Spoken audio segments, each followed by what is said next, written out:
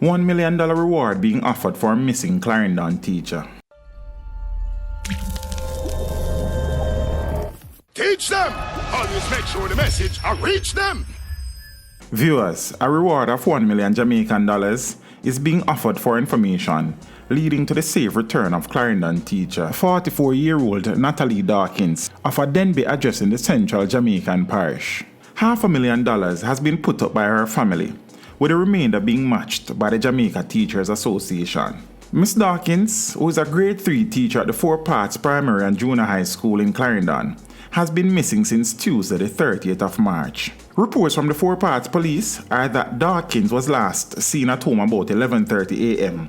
when her neighbor contacted her about her car alarm that kept going off. The police further reported that the following morning, her relatives tried to contact her, but the calls went unanswered.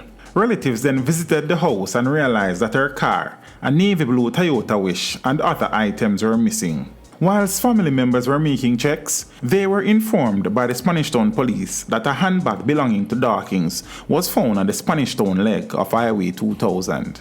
Dawkins is of dark complexion, medium build, and is about 139 centimeters or 5 feet 7 inches tall. Her mode of dress at the time of her disappearance is unknown.